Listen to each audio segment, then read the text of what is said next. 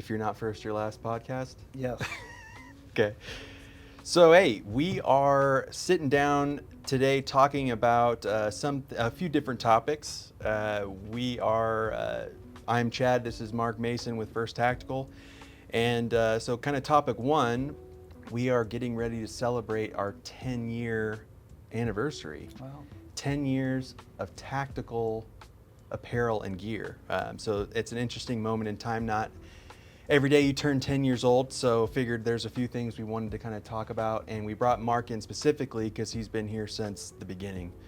And then also we'll kind of touch on a little bit of the Gold Standard program, which is kind of a relatively new effort, and you are keenly aware of what's going on with that. So. Sure. Probably breaking every rule on like podcast etiquette, but I've got a list of questions here that we're going to try to, hit some content pieces here so we can get the message across. But so opening up, the easy question, which is like, how did First Tactical start and where were we like 10 years ago? Wow. So you got to take it back 10 years ago, but you probably even go back maybe 11 years ago before that, because you had to develop First Tactical probably a year prior to before we launched it. And it goes back to Dan Costa. Dan had already been out of 511, and the end users were coming to Dan via email, via phone calls, and they asked him for advice about where the industry was going in the tactical uniform industry, and could he give back some support of what he did and what the brand he built off of 511.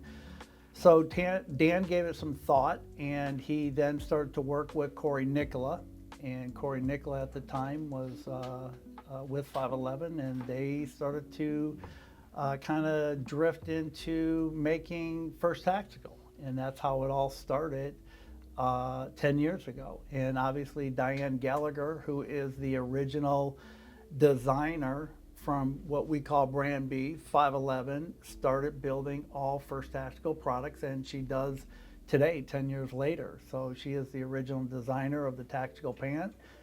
So there's a long history, more than 10 years, of building great apparel in this industry, but that's where First Tactical started, was Dan Costa, Corey Nicola, and Diane Gallagher here in Modesto, California.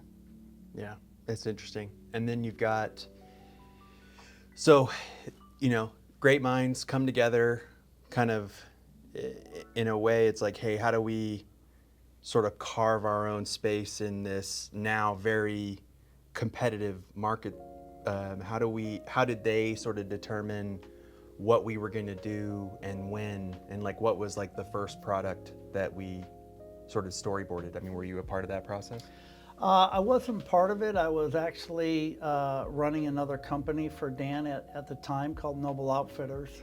And so Dan, Corey, and Diane behind the scenes were building another tactical pant, right? And then they came up with the Defender uniform, and then they came up with the gloves and the bags and the packs and the boots, and they were working on the storyboard and the design of it, and they didn't know how to quite launch, right? So they slowly started going to departments with samples and getting the end users involved about the new fabrics that they were coming up with and the new fit that they were working on for First Tactical, because we couldn't come back with a Me Too product. It had to be different, right? Yeah. What separated us from Brand B and the other brands out there today, because we've already been in this space before, and that's really how it all started to come together. And so, they launched it in 2015, and they, did a good job. They're just trying to figure out their space and their time. And then as the end users and the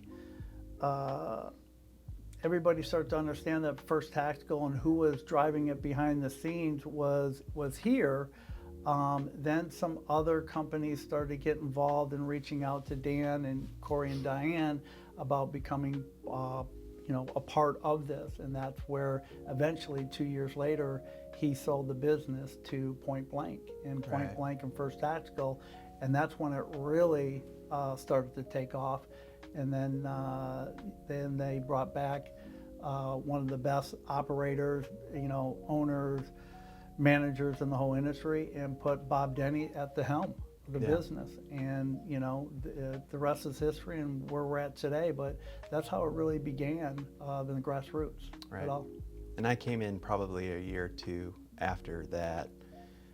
It's an interesting take, right? Like we've both kind of worked in tactical apparel for quite a while, in different ways, different roles. But like if you're gonna start a new company, then right, like, hey, you've been doing this a while, right? There's a whole bunch of products out there. How do you take something that is like beloved in the industry, right? Like a pair of pants or boots, and bring that forward 10, 20 years, right? Because there's some of these things that got made, in 2001 or even 1999 in some cases. Sure. Like those are still super popular, right? But at the same token, like things that, my generation would want to buy, it's like, I don't want to wear the 20-year-old fit, right? Like I want the new fit, Sure. right? For today. Sure. And so I think that was certainly the challenge, which was like, hey, how do you pack all of these features and functions and all the things that are inherently good and required for like making a tool like the V2 pant while still kind of like being modern and up to date, And then, so you worked with Dan closely for a while and in a number of different ways, right? And then at some point you came on board officially at First Tactical. And so what were you doing kind of like day one or that first year? So before we get to that, I actually want to answer a question that I think you were leading into, is really when they started First Tactical, how did they go about figuring out the path that they wanted to travel in that space? Because there were some great fits and great things that we have done in the past with Brand B. And how do you top that, right? How do you make it better that it's not a Me Too product, right? So we've always done product development meetings, right, all over the country, and different operators for different fits and functions, right? And so what they did is they had a history of already making great tactical products. They took those products, they met with the end users, then they brought in new fabrics, new fits, and asked the question of what the operator wanted. And that's what First Tactical is all about, right?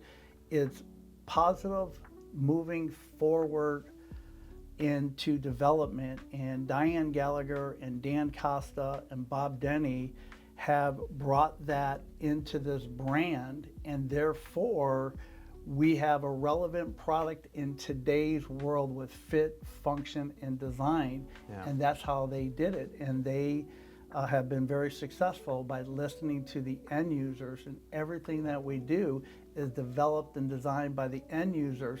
And I think other brands that are in the industry have got kind of stagnant. They get stuck in what they think is the fit of today, but actually that fit could have been 15 years ago or 10 years ago, but there's new fabrics, new fits, new designs. Yeah. And so that's what Diane and Dan Costa and Bob Denny have done a great job of developing and bringing to market what these end users are looking for Well, today. there's new standards in policing too. Correct. Right. Like the way that first responders interact with the community and how they engage with the public are completely different than what they were 20 years ago. Correct. The culture is very different than what Yeah. it used to be too, right? So like you have to keep up with that also, right? It's so like, yeah, you might have a utility pocket on a pair of pants. Like, well, yeah, you needed that for that reason back then. Sure. Like a strap on the back pocket of a pant. Like, well, like nobody's using that today. Sure. Right?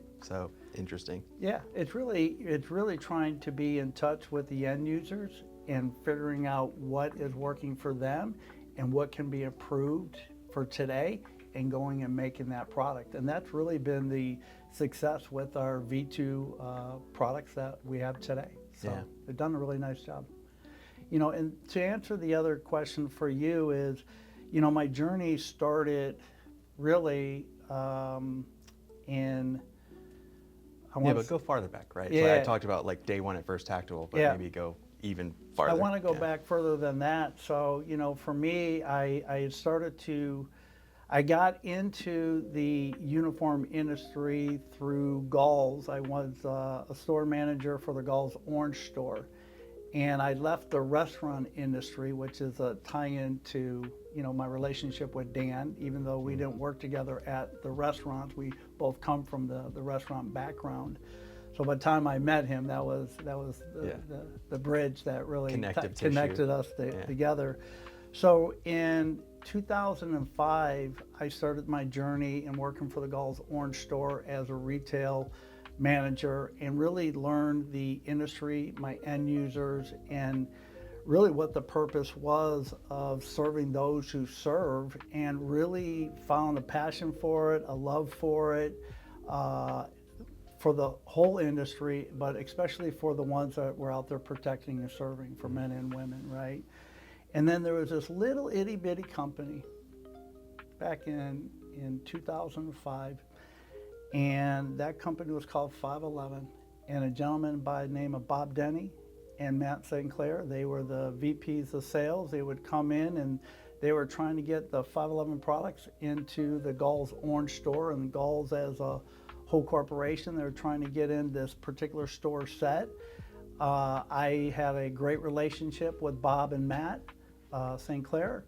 And that's really where the relationship started. And we finally got the products of 511 into the Galls retail stores. My relationship with Bob and Matt continued. And then there was an opening in Los Angeles and Orange County. And I'd already been there for about a year at Galls, and an opening for sales came about. And so I applied for the job, and Bob and Matt hired me for the outside sales rep for the Los Angeles, Orange County area. And, you know, the rest is history after that, right? Because I went to go work for them. I had a great opportunity. I went out to the Los Angeles, Orange County area to, you know, sell the products into departments, right? That's, you win in departments. You got to win in departments before you win in the retail location. And that's what we were doing. And then I had the opportunity to have Dan Costa visit my territory, and he came in and he saw that I was taking our glove racks and our belt racks and some of the racks, and I was posting up my own word art and prices so that the customer could understand what the price points were or what the product names were on the racks. And the way we had our mannequins displayed, I was putting Starburst all over them so you could see the different functions of the side pockets and then the interacting pockets that we had on our tactical shirts. And Dan asked Bob and Matt, who is the sales rep for this area? And that's how I met Dan, and they were looking for a retail merchandising manager, and that's really where it began for me. And it took off from there, and I had a great run with the 511 brand and building that brand with Dan and Matt and Bob and the whole team that we had. But I really took the brand at retail, right? I took the brand to retail and developed what we called back then signature stores, or, you know,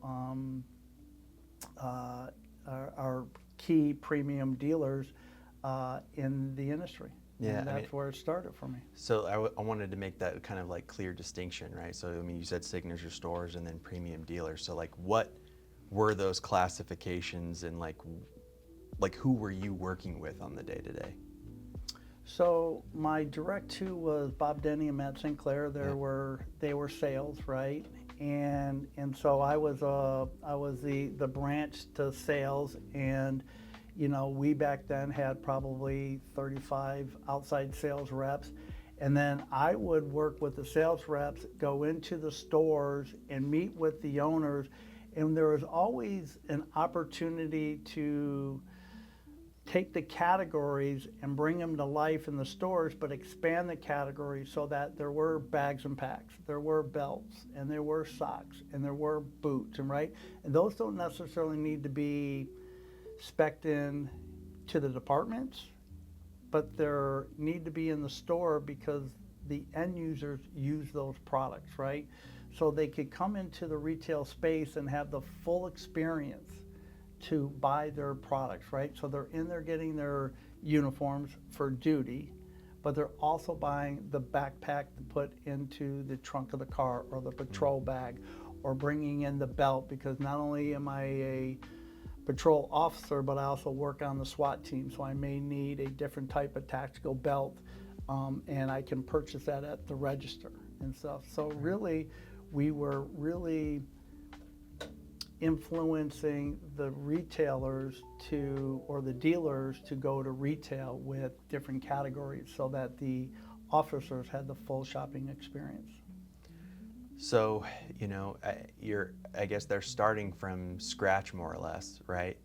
Not entirely, right? So there are these dealers, right, across the country, and they're servicing public safety professionals, and they're carrying at the time the product that you were servicing, and so we were trying to create a brand presence inside that store. There were also expectations for that, right? Like, I guess there's a give and take in the partnership. Sure. And so, like, what were some of the early lessons that you got? Maybe some of it you drew from Galls, your time at Galls, but what were some of those early lessons you learned in, like, developing those shop and shop concepts? So a couple different things is when you're looking at, the selection of pants, right? And typically you think of khaki, navy, black, OD green. Those are staple colors in this industry, right? But there's also wolf gray, there's coyote, there's ranger green, right? Is when I put in a off color that wasn't necessarily duty, right?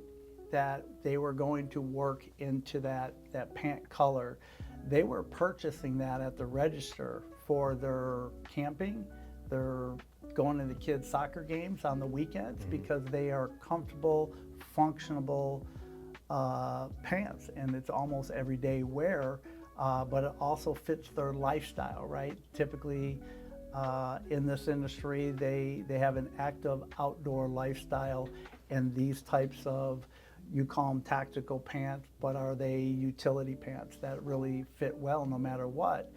The other things is the expansion of categories, right? Is that if I were to put, just besides patrol bags, but some half-day tactical bags or sling bags inside the stores and put them on the wall, and they could be in different colors of coyote or OD green, black, or the grays that are out there today, will the officers buy it if it's not spec'd into the department? And the question is absolutely.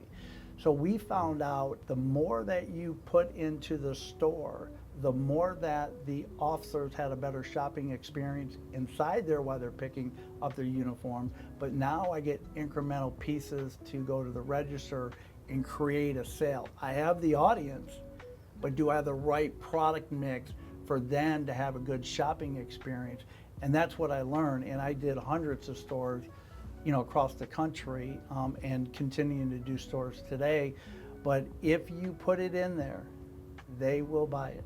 Yeah. And so that's the main thing behind the whole deal of the retail experience. Well, you don't want to lose them, right? Like, they may have gone in there for a pair of pants for the job, but, like, you don't know what you're missing out on, right? I think, Correct. like, at the end of the day, like, hey, that individual in the store might be worth $75, right? Like, if they're buying one thing. But, like, if you have a backpack in there that, like, maybe they didn't intend to go in, but now they actually can touch it, Sure. feel it, and, like, that's a $200 valued individual now for the store. So what are like some of the best store examples you've seen, like, out there? I won't name names, but there's a lot of them, and then there's a lot of them that got to that point and then faded away because they forgot the main purpose of building a, I call them Taj Mahals, right? Or giving the end users the shopping experience. But, at the end of the day, when I walk into the store, I want to be inspired, right? I like going to Dick's Sporting Goods, right? I like going to the mall and I go into the Nike store or the outlet malls where the Under Armour stores are and stuff.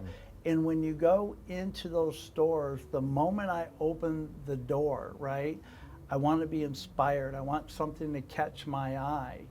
And every time I go into a Dick's or a Nike or Under Armour, I get that experience. I get it by visually of them putting in life-size imagery on the walls, and I want to inspire to be that guy who is the guy at the track meet, or the tennis guy in the uniform, or the basketball player, or whatever it is.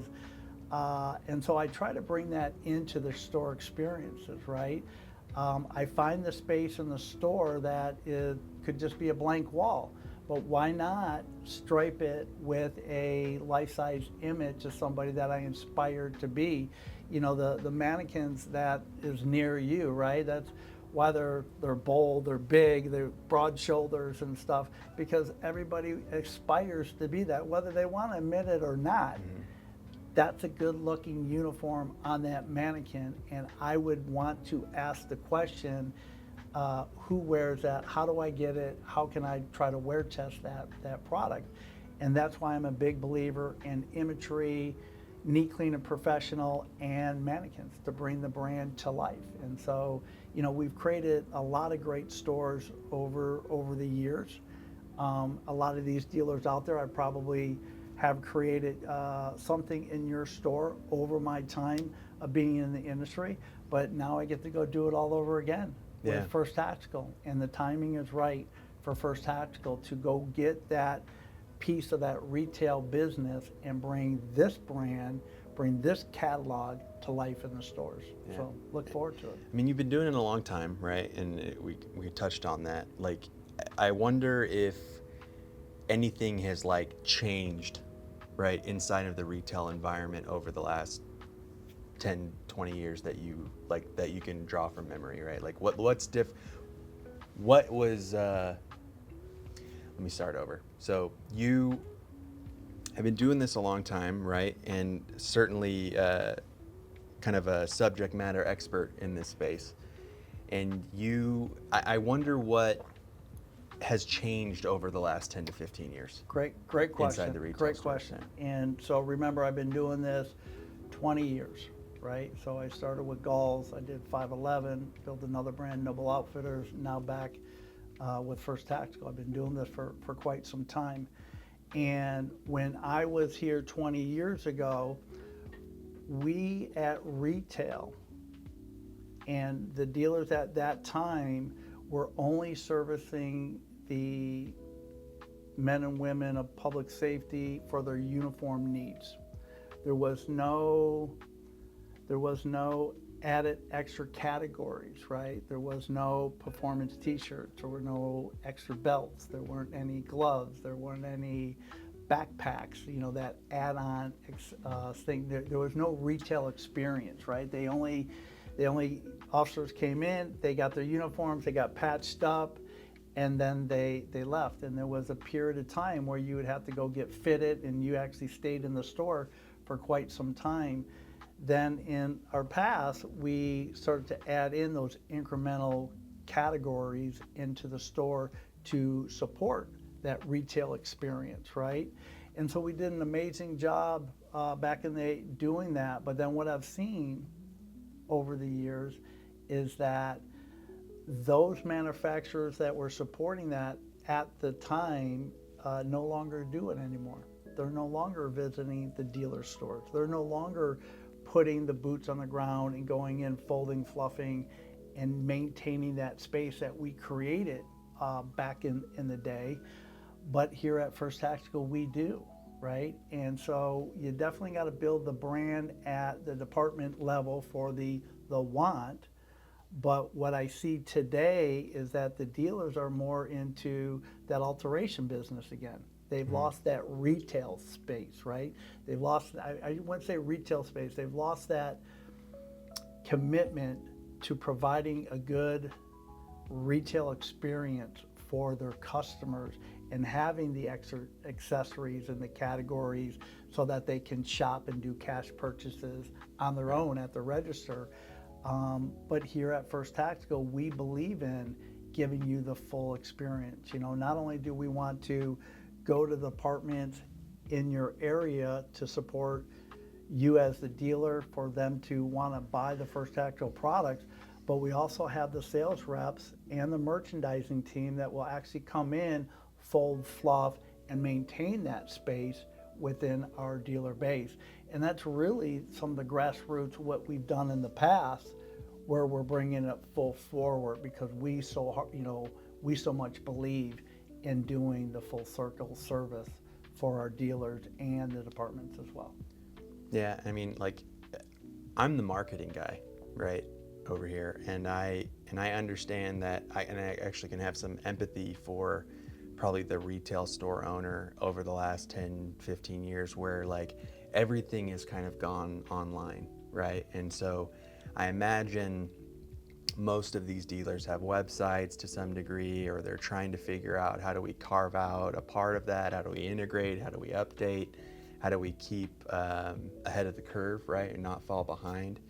And I know that, like, in an environment where you would think like, oh, we're gonna go all in on digital, especially like from a brand perspective, like I'm curious what you think, like why we are doubling down on our commitment to kind of go into retail harder with our partners and dealers, and then maybe what don't they know, or what don't they recognize the importance of their store and why it's still very relevant today inside of our space.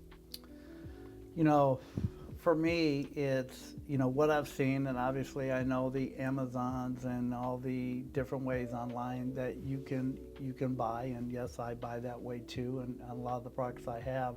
But I'm also somebody who has to touch it, feel it, fit it, try it on before I really want to make that purchase, right? Otherwise, I'm just returning a bunch of different stuff, right? Yeah. Because I saw it look cool, but it didn't fit right. I didn't like the fabric that it was in, so I didn't understand it, but it, you know, the price caught me when I bought it online. So I think that if I had a brick and mortar store and I was servicing customers, I'm only hurting myself if I don't actually stock the like products that I believe that they will purchase on their own, right? I understand a little bit of their backgrounds and what they like. So I got to make sure that if I'm having a customer come in, that I give them the full shopping experience so that I, the dealer, can actually reap the rewards for the time that that customer is in my store. Yes, I get them for their uniforms and I sold the patches on, and there's a certain amount of margins that work in that space. But remember, for the dealer, most of them gave away a lot of margins just to win the business. Where you get full margin is on the accessories that are inside your store. So when they buy a pair of boots, when they buy a bag, when they buy a pair of socks, when they buy a performance t-shirt that they all wear at given times, why would I send that customer to go somewhere else to buy it if he's going to come in my store and, you know, get his uniform? I have the audience. I mean, the hardest thing in retail is getting the audience. Well, the dealers have the audience. Now I just got to give them something that they may or may not want to buy on a incremental purchase, and that's where the real money and the margins come into play. So why does the customer still go into the retail stores? Because of the patching, right? Yeah. So they typically, you know, local area here, that the officers or the deputies will go into the uniform store. It's already on contract. And so that someone's going to hem, patch, and do all that work for them. So it's not like they can just go buy a uniform online and bring it to the dry cleaner to do that. Somebody owns the patches and responsible for all the chevrons and different things. So, you know, I think sometimes, you know, we look at dealers and they get a little bit of afraid to carry on the amount of product that it takes for someone to be able to pick and choose a bag of their liking, right? But here at First Tactical, we really work with our dealers, especially on our gold standard stores that we have today, about having that safety net, about product mix, adjusting inventory for our dealers, and really working with them as our partners. And so, we kind of go back to doing this for the last 20 years. It's really that partnership that we have with our dealers and letting our dealers understand there is the safety net of thinking outside the box and bringing in different types of products for them to put on the walls or the floor. Yeah. So we talked about like what like a good experience in the store is, right? You talked a little bit about Dick's and sort of like these, who does it right? Yeah.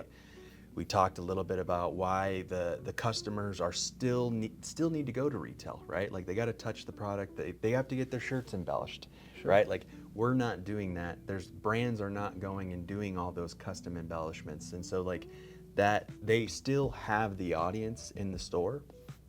And so now my question would be like, what happens if they can't get what they need in the store? Or like what ultimately happens if they don't have their pair of pants, right? Their size, their 34, 32 pant. Like what's at stake? So, you get a upset customer. Not only do they get upset, a lot of times they go back to their higher brass, right? They go back to their bosses and say, hey, I could not get my uniform pants at store, B, and it's very frustrating that they don't have it in inventory. So it's just a bad shopping experience, period, right? You own the contract.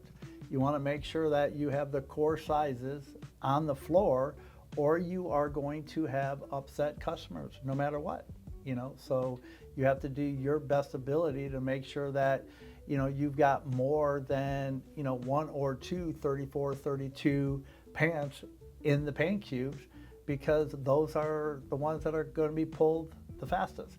Mediums, large, extra large shirts. So whatever is core in your area, your region, you got to make sure you have a stock for that end users for sure. Right. And I know that like there's lots that we do to try to help support, right? And I know there's probably some cases where we've gone into back rooms and we're doing count and fills and, hey, like you actually have, I remember an example where it's like this particular store had like a bunch of inventory in the back. It just like wasn't in the front, right? And then, or they were way overstocked on one size or SKU, and we actually went through and did like a full-on exchange just to set them up, right? Because like we need to set them up for success, but we also don't want to stick them with a bunch of stuff that they ordered that isn't moving. So talk to me a little about like some of the strategies that we do and things that we do to support the dealers. So, you asked the question of what all is First Tactical going to support for the agencies and the dealers, right? And really, it's boots on the street, right?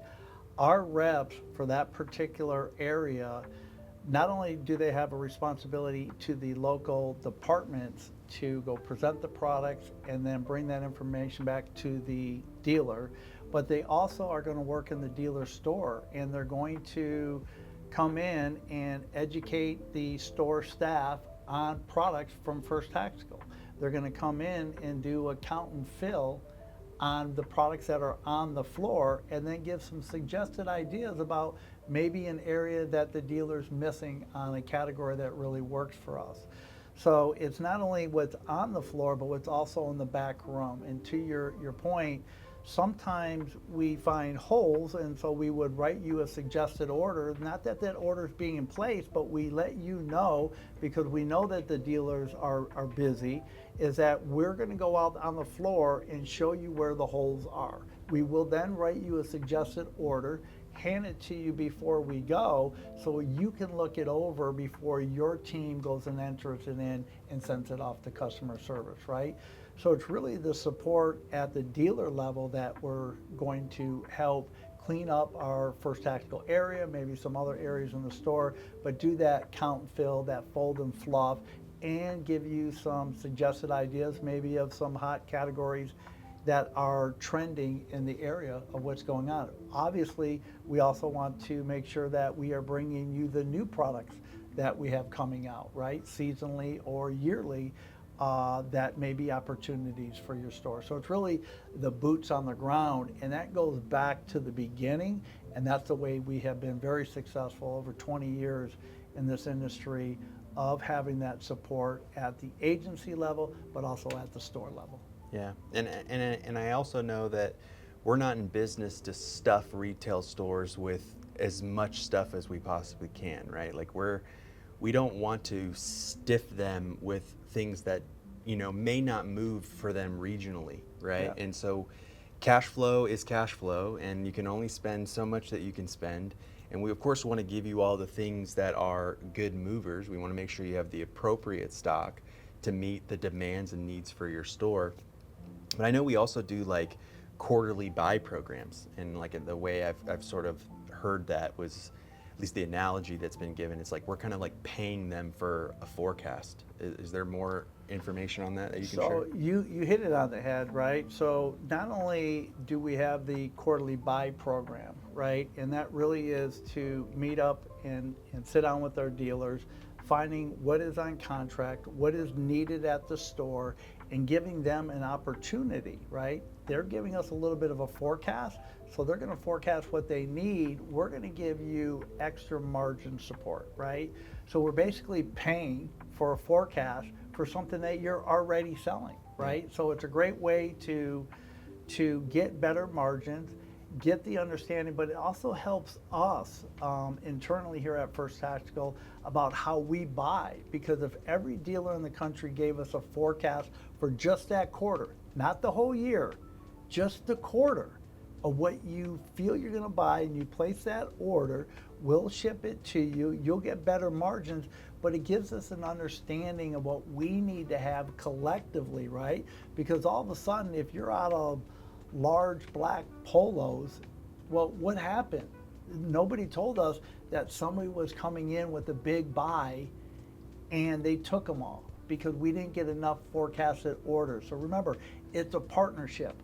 We'll give you better margins, we'll give you support, right, in the stores, and you guys just do a nice forecasted order per quarter, not the entire year, right? Mm-hmm. Some people do it for the entire year and you have to take it. We only want it per quarter, and that really is a good partnership, right? Yeah. And the dealer is making better margins. So yeah, you know, and I know we talk about internally this concept of narrow and deep, yep. Right? Like we accommodate a huge size run, right? And we try to stock very deeply as opposed to very wide. So we don't have plaid shirts, we don't have yoga pants, we don't have all of this stuff that, like, you know, could be sort of distracting and, you know, kind of spreading ourselves thin from a supply chain standpoint. We try to keep it super focused so that, like, we can accommodate that demand. And you're gonna have a size 60 pant individual all the way down to a petite 0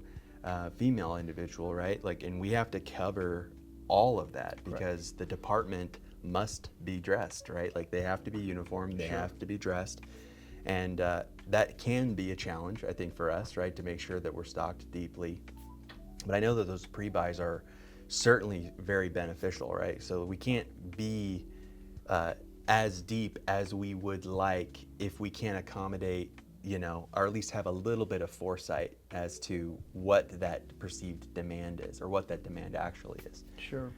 You know, for us is that I would strongly suggest for any dealer out there, if you're working with First Tactical, is to meet with your rep, look at the products that are already agency spec'd into your store, sit down and do that forecast, because not only are you going to make better margins, you're also going to help us here at First Tactical with our overall buys and our levels that we need to maintain for the entire country. And remember, as a dealer with First Tactical, you get 2 times a year that you get to do stock balancing. So if your quarterly buy overshoots the mark, remember next quarter you don't have to buy as much. You can maintain and figure out your inventory and buy what you need the second quarter and then the third quarter. Let's say that you go outside the box and you start bringing in extra categories, whether it's boots, bags and packs, belts, and gloves, and something doesn't sell for you. You get 2 times a year, you get a stock balancing opportunity to do that. So we at First Tactical give you great opportunity to have a safety net with you when you purchase. People do not do that in this industry. You know, you go back and ask me what separates us from the rest in this industry.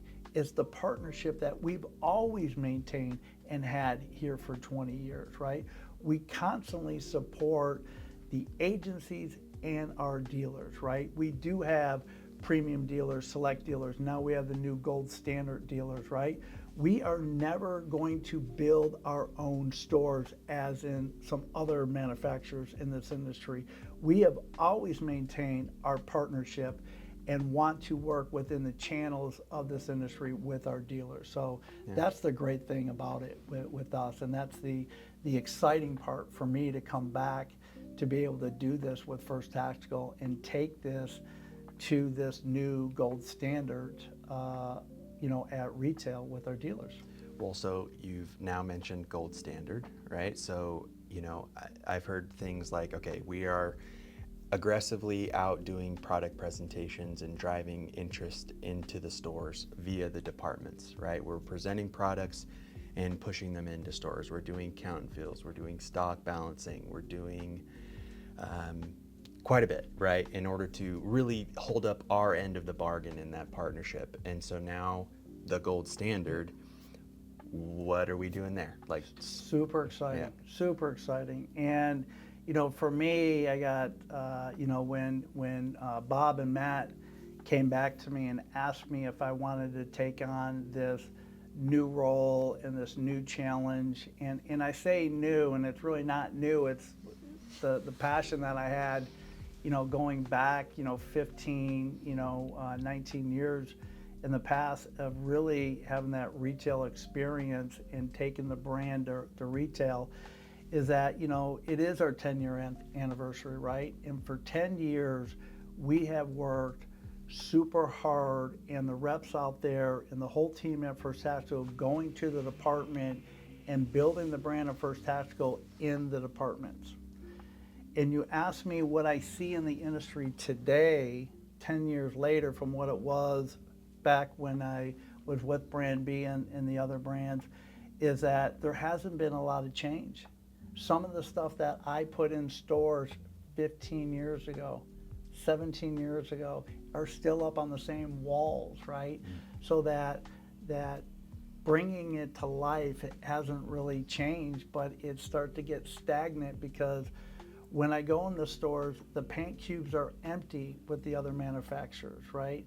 The space is getting vacant, and our brand at First Tactical is expanding, and it's stocked, deep into the stores.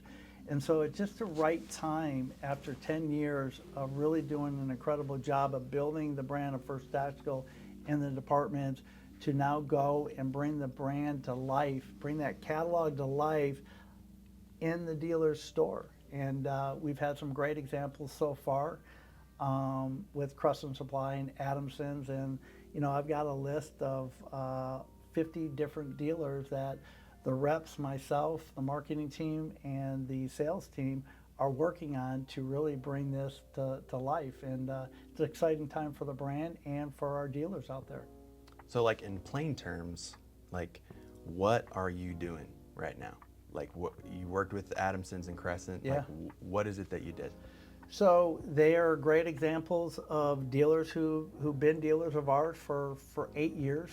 And they started with a little bit of a pant display and a four-way, and over time as the brand has expanded in the territory, they now have 5 four-ways and some more pant cubes.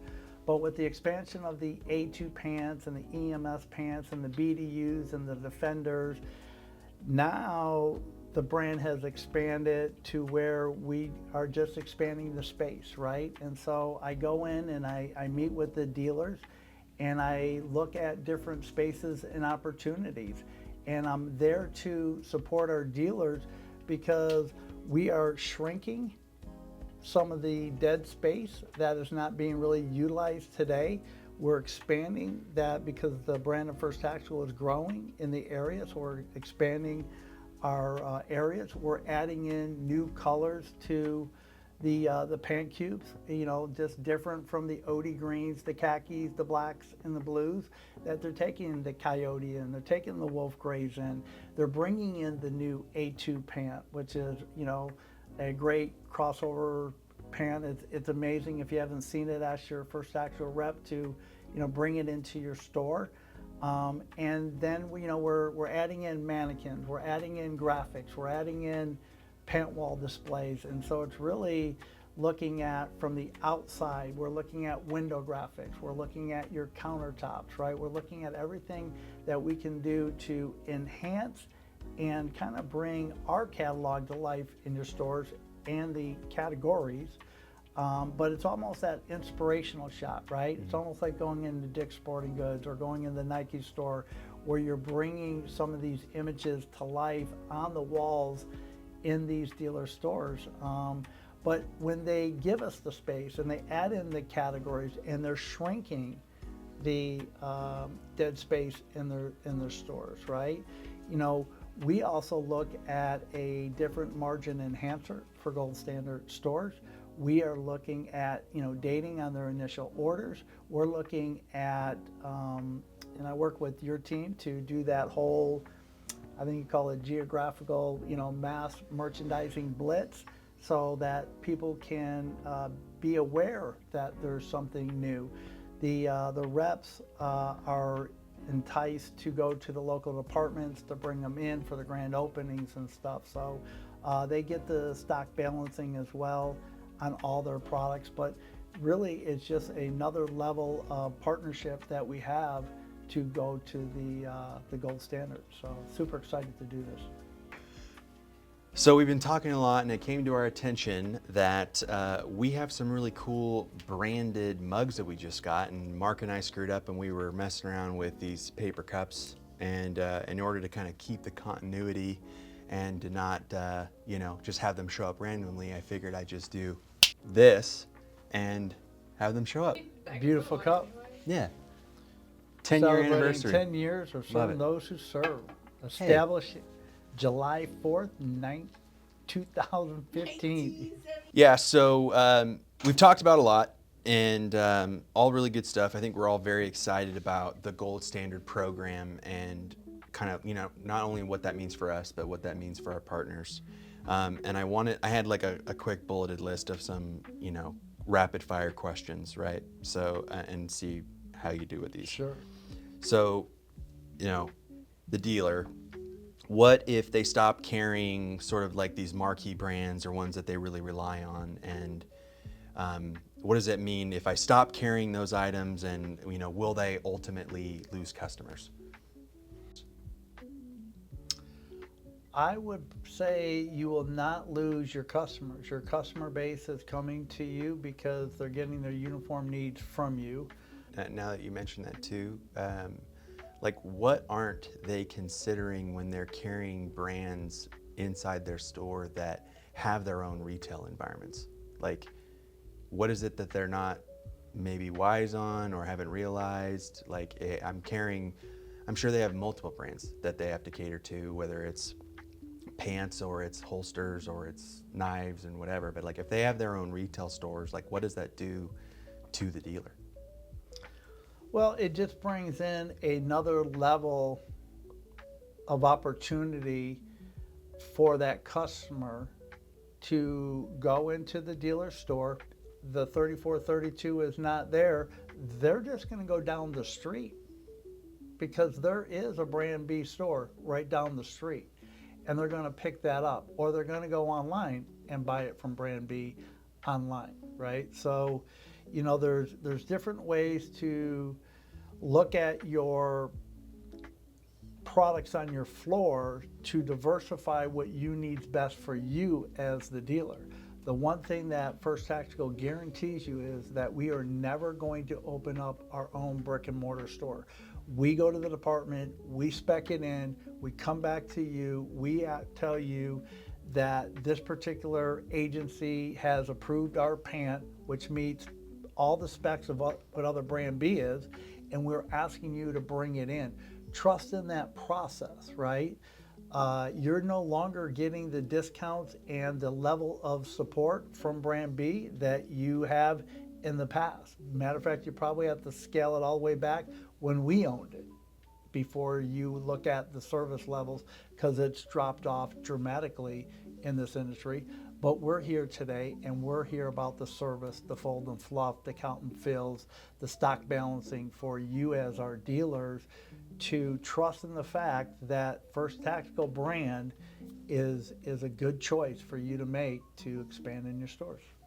Okay, another objection. What if I invest in the product doesn't move? So the good thing is that we understand that, right? I understand if you bring in Coyote, Wolf Gray, if you bring in off colors in my V2 pants or my A2 pants and they're not moving for you. We have a stock balancing program inside your contract for you to adjust your inventory twice a year. So we support you with that. It's basically a safety net, and we want to be best partners with you. I don't need a product on your floor that's not moving. I need the right colors, the right sizes, the right product mix on your floor so it moves. With that, feel free to bring in boots, bags and packs, the other accessories, the other key items that they're incremental sales to give your customer a retail experience, and knowing that you have the ability twice a year to do a stock balancing with us so that you can adjust what's working and what's not. We want to be great partners with our dealers in the streets. What if they don't have the space?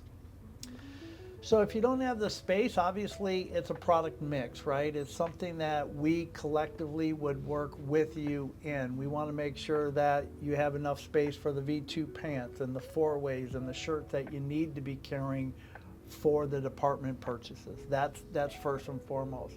Then creatively, you know, we would like to go into your store, have me come out to your store, have one of the reps come out, and let's look at how we can adjust space, how we can look at products that may not be moving in other areas and make it for a product that would move at the cash register. So, you know, we have a lot of retail experience that we'd be more than happy to come out and do a floor plan to support our dealers. And what if their customers don't know about First Tactical yet? So, you know, with that, it's all in education, right? So it really starts with, we go to the department to do the presentation, and the department kind of specs in our products. They approve it. So the department level has seen it, they've wear tested it, they approved it. So there's an education level there. Then we bring it back to the store, and we want to make sure that we educate the store staff, right? So anybody who's on the retail floor will come in and do product demonstrations for them. We want them to be educated so that they're educating the customers as they come in. We can't be there 24 hours a day inside the brick and mortar, but we surely can support you and educate your staff, so then there's a greater awareness of what's going on with First Tactical inside the store. So we've covered a lot, right? And we've, you know, I'm certainly very excited about this new program rollout and the gold standard. And, you know, I think with that, there is some give and take, or some expectations and maybe some fine print, as it were, that probably needs to be communicated. And so anything you can kind of touch on, like, hey, when you're walking in and you're having the dialogue, like, what are you hoping to get out of that initial conversation?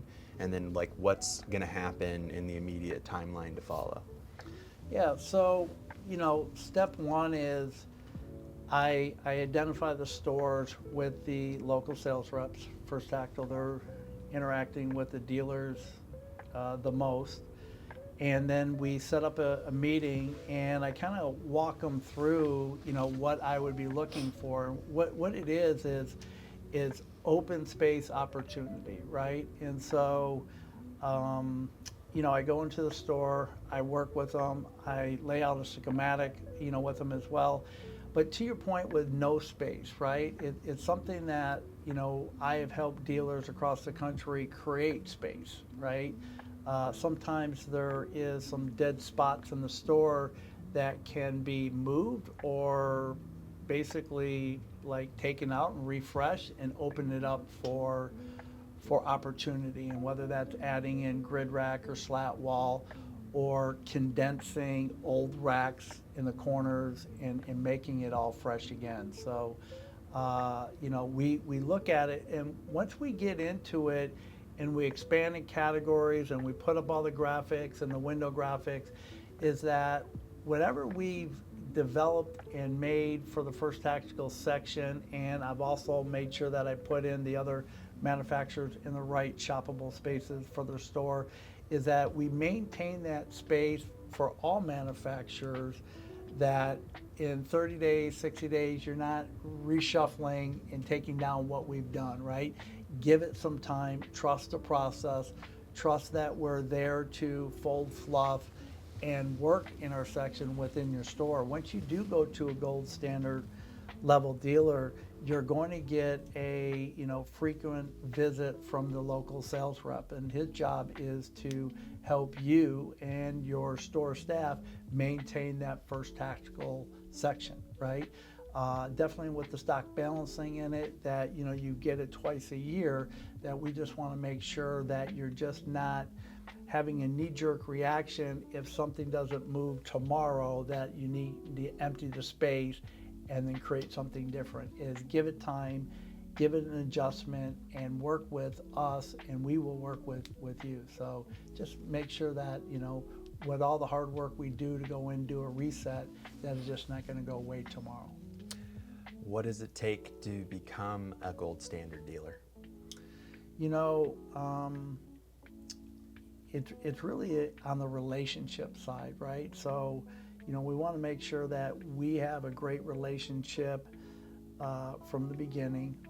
We definitely want to make sure that there is category expansion. We want to make sure that we're putting the right First Tactical products on your floor and helping you re-merchandise your tactical section or your apparel section. So we just are always looking for the right partners. We definitely want to make sure that this is an agreement from both sides and not one-sided, for sure. Got it. So what does the dealer need to do in order to become a gold standard dealer? It's a good question.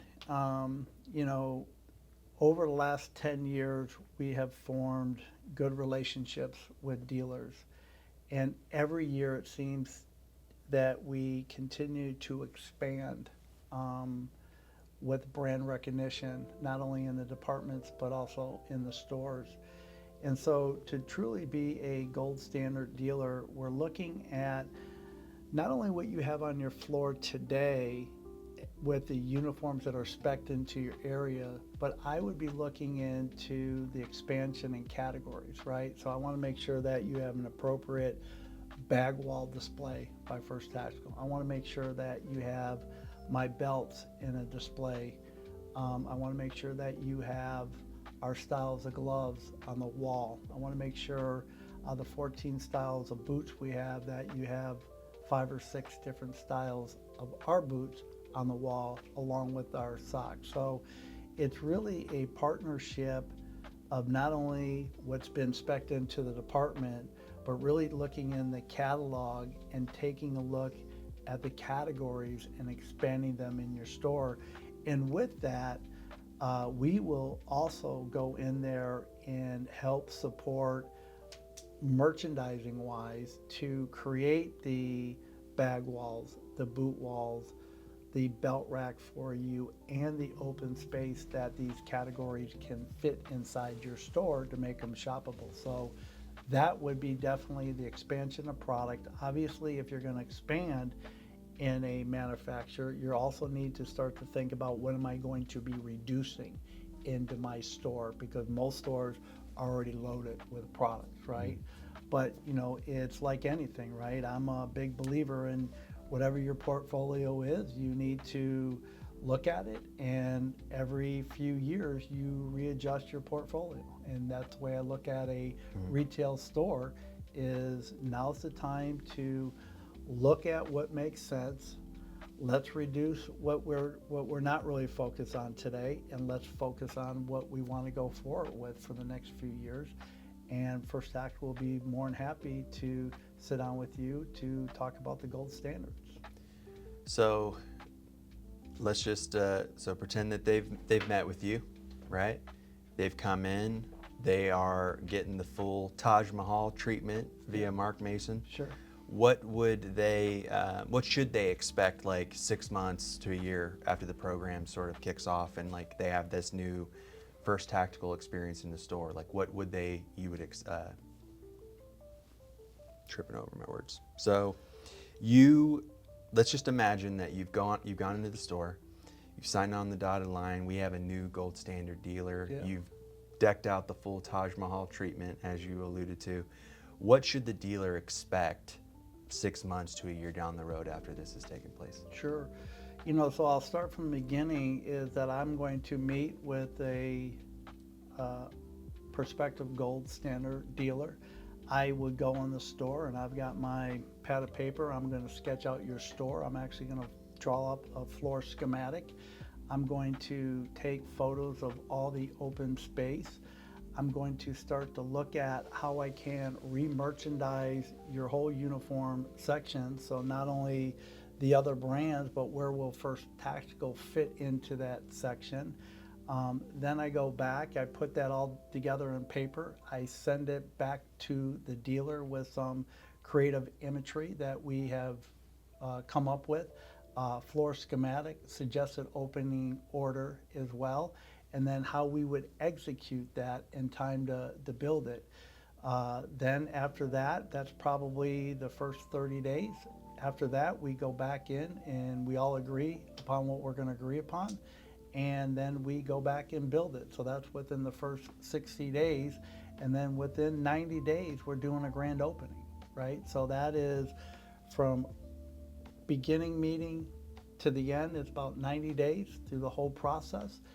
We have a grand opening. We kick it off. We're all there in attendance to support what we have created for this dealer. And then what we always see, and I've seen it time in and time again, is that there is always a lift, right? So there's a new buzz. There's new people walking into the store.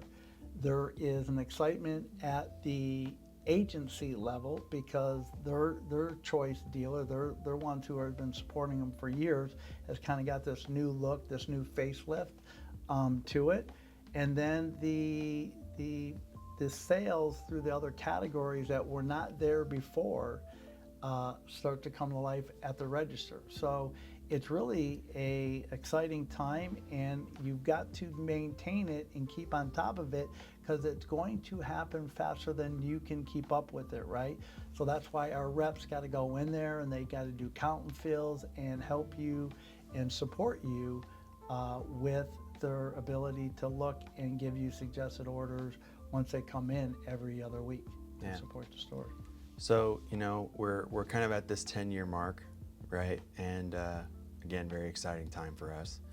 And just kind of thinking about like the next 10 years, right? And not every dealer is going to be the gold standard Taj Mahal, and for a multitude of reasons, right? Maybe they don't have the space, maybe they don't have it's not the right time, right? So what are we doing for everyone that may not be ready for that gold standard level, but you know, still wants to participate in a deeper way with us today?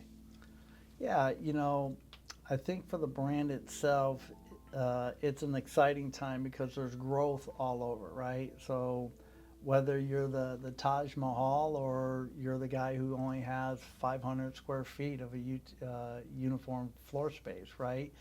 That we have enough creative marketing tools and the sales staff to actually elevate our brands inside your stores, right?